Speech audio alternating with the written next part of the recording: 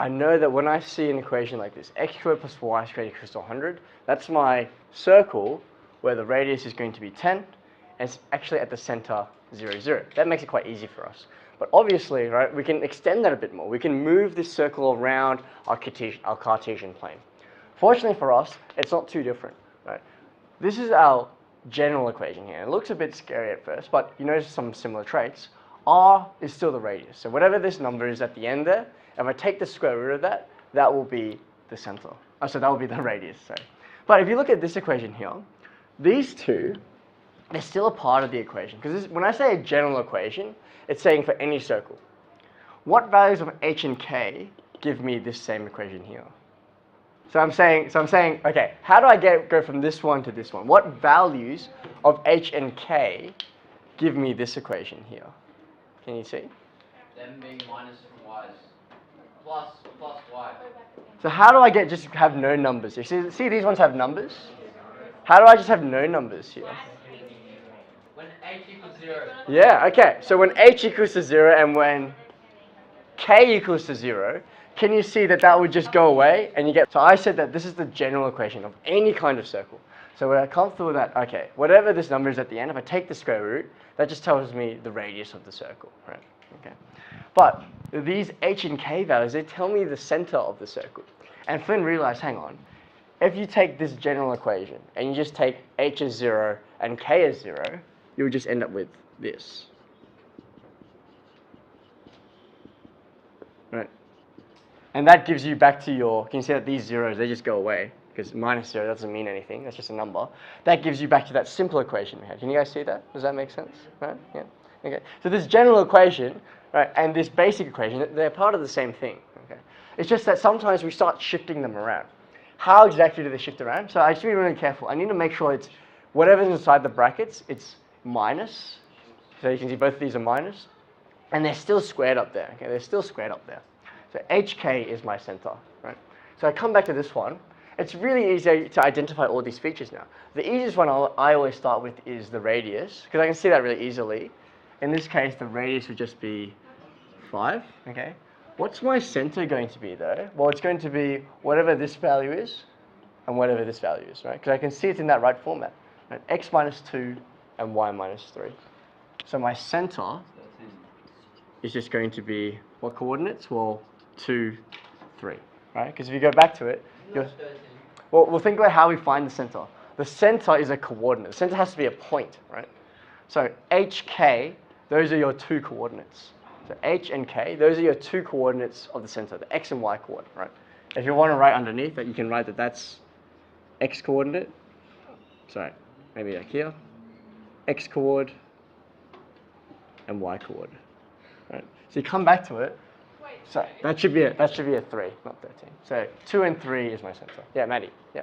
No, I was going to say it's 3 or 4. Sorry, so that's just a mark there. Should be a 3. Right?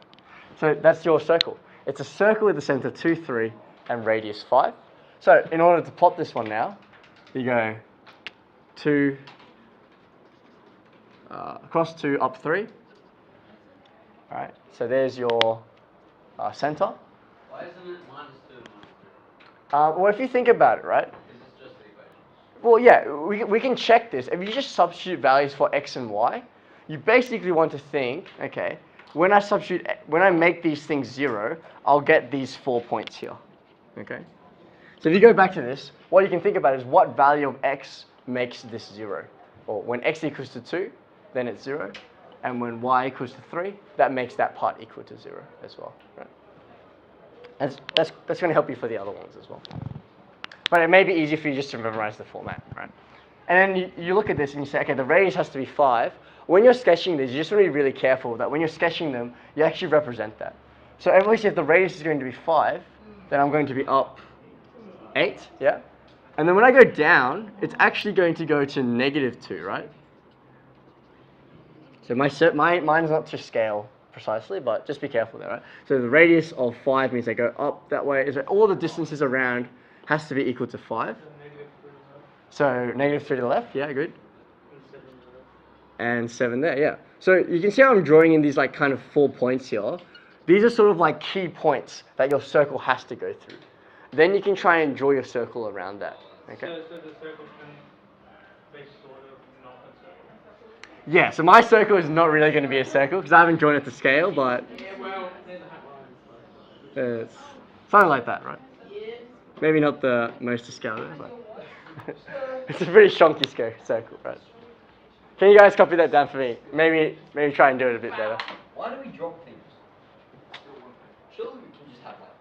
Surely we have. Flynn.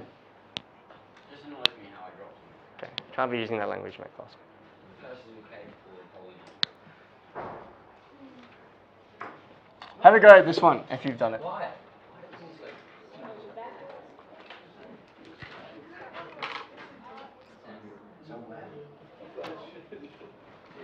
Seriously. How do you? How hard can it be? Oh, really? Yeah, it doesn't have to be a scale, but at least it has to go through those key points, right? It has to go through those key points.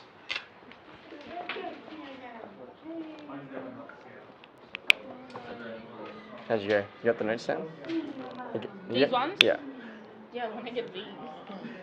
You don't have your glasses, okay? He doesn't have glasses.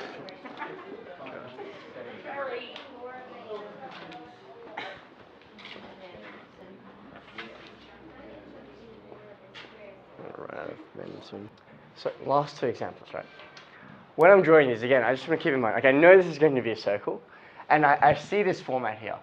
I've got x in some brackets all squared, plus y in some brackets all squared, equals to some number. I know that's going to be my circle that's been shifted around at some point. Now, just being really careful with these, I don't actually want to draw the circle beforehand, because I don't actually know, because if you looked at this one, you see how it crosses the x and y intercepts, right? I don't have to write those in, but when I draw it, I have to actually draw it correctly. So that's why I've kind of substituted in these key points here. I find the center, and then I extend it out to some key points when I know the length of the radius, right? In this case, Sam, what's the length of the radius going to be? Well, be careful. Remember, this is the radius squared. 2, right? So again, come back to this format if you're not sure. It should be whatever that value is squared. So just take the square root of this, and you'll get 2. If you can help me out. Matt, what's the center for this one? 410, right? So again, really easy. Just go back to your format. You see, okay, compare these. HK is my center. I notice that these are all minus. That's fine. So my center is going to be 410. So I want to go to that coordinate 410. I'll mark it in. Okay. And because my radius is 2 now, I'm going to extend it out 2 lengths on either side. So I've got these points here. And then what about for this for the up and down values? Well, it has to go up and down 2 values as well, because the radius, right, extends around the same distance around the center, right? So where would I go down to? I'd go down to 8 and go up to 12. Yeah, that's it. Just like that. And again, you notice these aren't to scale, right? But that's okay, because I've marked in the correct values. And then just complete your circle. Something like that. Yeah. Okay, so good question, Freya. When you get to the next one, what do you do with the plus? Again, you can think about it a few different ways. One way I suggested was, how do you make this thing in the brackets equal to 0? Okay. Or you can try and rewrite it in this format, right? What do you suggest, Maddie? Okay, right. How do we get that, right? Again, 2 ways you can think about it. What makes this equal to 0? Well, when y equals to -1, that makes it equal to 0. Or if you're more comfortable with comparing things, you could rewrite this. You can rewrite this as y minus -1 all squared. And you can see now it's in the same format. Y minus some value. You have y minus some value. What's that value? It's just -1, right? So my center, what's my center, Flynn, going to be? The coordinates will be 1 and -1. That's right, yeah, 1 and -1, right? 1 and -1. Radius is the square root of that, so just 6. And here's where you want to be careful again, because I think this is going to cross over your axes. So I was just going to ask you to do that. Yeah? Equals that. Never mind. Thanks. So center, 1 -1. So 1 -1 over here. And then again, when I'm finding these endpoints here, I want to extend my graph out to those points. So I add 6 that way, give me 7. Subtract 6 that way, gives me -5. So I got these 2 points here. And then if I go up 6 from this point, so I'm at -1 here, that's my center. If I go up 6, where would I end up? 5, yeah. And if I go down 6, just at -7, right? Okay. So I got these 4 key points here. Okay. And then again, you just want to connect them up. Well, that's really bad. Let me try that again. Pretty dodgy circle. Hang on. Let's try if we can make that a bit better. Is that any better? Yeah, sure. That's a little better. Right.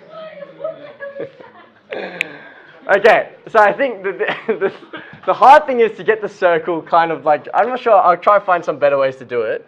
The only concern I have with drawing the circle beforehand is you don't really know if it's going to cross over those axes or not. Because in some cases it did, and in some cases it didn't. Okay, so it's easy to draw a circle just freehand like that to make it a bit neater, but you don't know if it's going to be going around the right points or not. So just be careful. Yeah. Any questions about that one there?